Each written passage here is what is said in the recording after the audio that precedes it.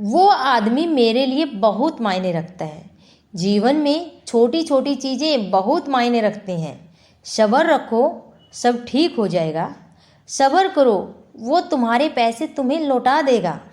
उसने मुझे अनसुना कर दिया, तुम मुझे अनसुना क्यों कर रहे हो। तो गाइज ऐसे ऐसे सेंटेंसेस हम डे टू डे हमारी लाइफ में यूज करते हैं और अक्सर हम इन्हें लोगों से बोलते हुए सुनते भी हैं। तो गाइज ऐसे सेंटेंसेस को हम हिंदी में तो आसानी से बना लेते हैं, लेकिन जब इंग्लिश में बोलने की बारी आती है तो हम कंफ्यूज हो जाते हैं कि ऐसे सेंटेंसेस को इंग्लिश में कैसे बनाएं। तो गाइज आज की ये वीडियो देखने के बाद आप ऐसे ऐसे बहुत से सेंटेंसेस अपने आप खुद बना सकते हैं। तो गाइज चलिए वीडियो को शुरू करते हैं बिना देर करते हुए। तो गाइज आज की इस वीडियो में हमारे पास 3 स्ट्रक्चर हैं। फर्स्ट स्ट्रक्चर है बहुत मायने रखना, और नेक्स्ट हमारा स्ट्रक्चर है सब्र रखो या फिर धैर्य रखो, और थर्ड हमारा स्ट्रक्चर है अनदेखा करना या फिर अनसुना करना।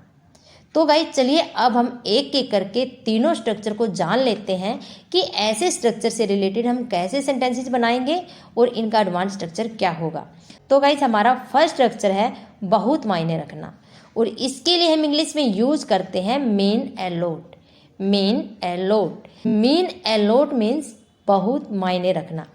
तो गाइज चलिए अब हम इसके एडवांस स्ट्रक्चर को जान लेते हैं कि हम इस मीन ए लॉट को कहाँ पर और कैसे यूज करेंगे। ये भी समझना हमारे लिए बहुत ज़रूरी होता है। तो गाइज सबसे पहले हम लगाएंगे सब्जेक्ट, फिर आएगा हमारा मीन ए लॉट, उसके बाद हम लगाएंगे टू, फिर हम लगाएंगे ऑब्जेक्ट, और उसके बाद हम लगाएंगे अदर पार्ट अगर सेंटेंस में अवेलेबल है तो गाइज जो हमारा मेन है ये एक हेल्पिंग वर्ब की तरह काम करेगा। हेल्पिंग वर्ब मतलब जिस भी टेंस की जो हमारी हेल्पिंग वर्ब होती है वो उसी की तरह बदल जाएगा, उसी की तरह ये काम करेगा। यानी कि अगर हमारा सेंटेंस प्रेजेंट में है तो हम इस मीन के साथ एस या ई एस में से एक लगाएंगे, और अगर पास्ट में है तो हम क्या लगाएंगे, वर्ब की सेकंड फॉर्म मीन यानी कि मेंट लगाएंगे, MEANT मेंट। ओके, तो चलिए अब हमें इसको एग्जाम्पल की मदद से और अच्छे तरीके से समझ लेते हैं कि ऐसे एग्जाम्पल को हम कैसे बनाएंगे।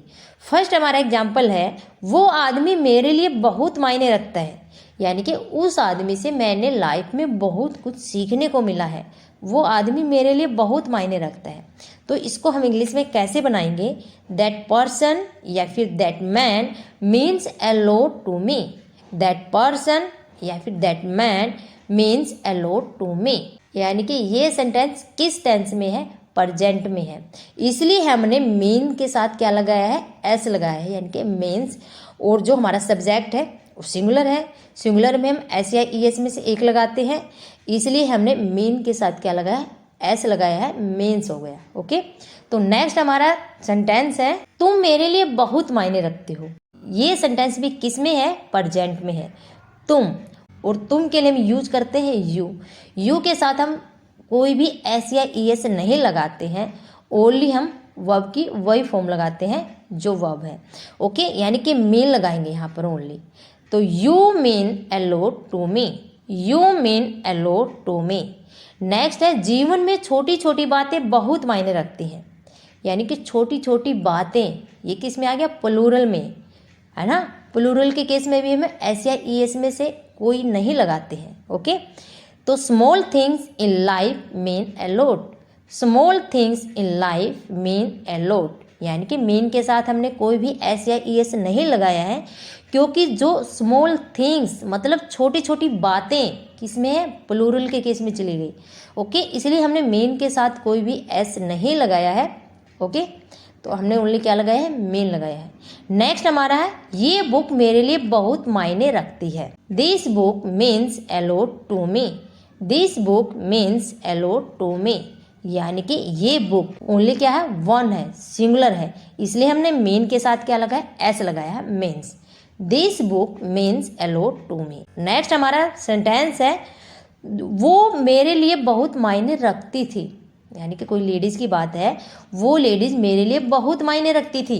She meant a lot to me, she meant a lot to me, यानी कि वो लेडीज मेरे लिए बहुत मायने रखती थी। ये किस टेंस में चला गया, पास्ट में। तो पास्ट में क्या है, वर्ब की सेकंड फॉर्म हम यूज करते हैं, तो मीन का क्या हो गया, मिंट हो गया। ओके, मीन की सेकंड फॉर्म मिंट, तो she meant a lot to me. Okay, next हमारा सेंटेंस है, ये जगह मेरे लिए बहुत मायने रखती है। This place means a lot to me. This place means a lot to me. Next हमारा सेंटेंस है, पापा का गुस्सा मेरे लिए बहुत मायने रखता है। यानी कि जो पापा ने गुस्सा किया है, उसके गुस्से के कारण मैंने बहुत कुछ सीखा है। पापा का गुस्सा मेरे लिए बहुत मायने रखता है। तो गाइज ये सेंटेंस आपके लिए है। आप इसे कमेंट बॉक्स में लिखकर ज़रूर बताइएगा कि आपने इसको कैसे बनाया है। तो चलिए अब हमारा नेक्स्ट स्ट्रक्चर है, सब्र रखो या फिर धैर्य रखो। इसके लिए हम इंग्लिश में एक फ्रेज यूज करते हैं, होल्ड हॉर्सेस। क्या यूज करते हैं, होल्ड हॉर्सेस। या फिर आप हैव ए पेशेंस या फिर बी पेशेंट, इनका भी आप यूज कर सकते हैं। ओके, तो चलिए अब हम इसको एग्जाम्पल की मदद से और अच्छे तरीके से समझ लेते हैं। फर्स्ट हमारा एग्जाम्पल है, सब्र करो वो आ जाएगा। अगर हमें किसी आदमी का इंतजार होता है कि वो आदमी आएगा आएगा, तो हम उसके मतलब इंतजार में बैठे रहते हैं, बातें करते रहते हैं उसके बारे में। कोई ज़्यादा ही उत्सुक हो जाता है तो उसको हम बोलते हैं कि सब्र करो आ जाएगा, वो थोड़ा टाइम लगेगा आ जाएगा। तो इसको हम इंग्लिश में कैसे बनाएंगे, hold your horses he will come. Hold your horses he will come, या फिर be patient he will come. Be patient he will come, या फिर have a patience he will come. Have a patience he will come. सब्र करो वो तुम्हारे पैसे लौटा देगा। Hold your horses he will return your money. Hold your horses he will return your money, या फिर have a patience he will return your money, या फिर be patient he will return your money. तो next हमारा sentence है, सब्र करो तुम्हें भी मिल जाएगा। Hold your horses you will also get it. Hold your horses you will also get it, या फिर have a patience you will also get it. Have a patience you will also get it. Next है, सब्र रखो सब ठीक हो जाए। Hold your horses everything will be fine. Hold your horses everything will be fine, या फिर have a patience everything will be fine. Have a patience everything will be fine, या फिर be patient everything will be fine. Be patient everything will be fine. Next हमारा sentence है, सब्र करो वो तुमसे बात कर लेगा।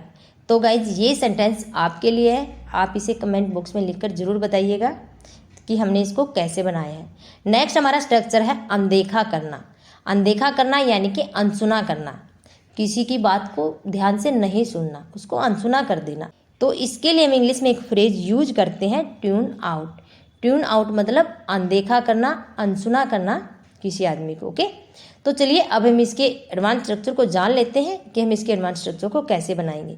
तो गाइस सबसे पहले हम लगाते हैं सब्जेक्ट, फिर हम लगाएंगे हेल्पिंग वर्ब, उसके बाद हम लगाएंगे ट्यून, फिर हम लगाएंगे ऑब्जेक्ट यानी कि किसे इग्नोर कर दिया जा रहा है, मुझे यानी कि मी, उसे यानी कि हिम, ऐसा वो ऑब्जेक्ट हम लगाएंगे जिसे इग्नोर कर दिया जा रहा है वो लगाएंगे, और फिर हम लगाएंगे आउट, और फिर हम लगाएंगे अदर पार्ट अगर सेंटेंस में अवेलेबल है तो।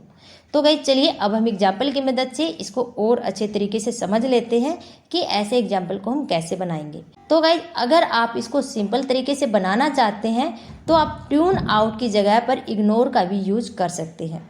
तो गाइस चलिए अब हम दोनों तरीके से सेंटेंस को बना लेते हैं कि ऐसे सेंटेंसेस को हम कैसे बनाएंगे। तो गाइस हमारा फर्स्ट सेंटेंस है, तुम मुझे अनसुना क्यों कर रहे हो। Why are you tuning me out. Why are you tuning me out, या फिर why are you ignoring me. Why are you ignoring me, तुम मुझे हमेशा अनसुना कर देते हो। You always tune me out. You always tune me out, या फिर you always ignore me. You always ignore me, उसने मुझे अनसुना कर दिया। He tune me out. He tune me out, या फिर ही इग्नोर्ड मी। ही इग्नोर्ड मी। तो गाइज हमारा नेक्स्ट सेंटेंस है, जब मैं उसे बोल रहा था तो वो मुझे अनसुना कर रहा था। तो गाइज ये सेंटेंस आपके लिए है, आप इसे कमेंट बॉक्स में लिखकर ज़रूर बताइएगा कि आपने इसको कैसे बनाया है। तो गाइज ये थे हमारे आज के सेंटेंसेस। आई होप आपको ये वीडियो ज़रूर पसंद आई होगी। अगर आपको ये वीडियो पसंद आई है तो प्लीज़ वीडियो को लाइक शेयर ज़रूर कीजिएगा और चैनल को भी सब्सक्राइब ज़रूर कीजिएगा। तो गाइज कल मिलते हैं किसी नेक्स्ट वीडियो के साथ। Okay bye, thank you, thanks for watching this video.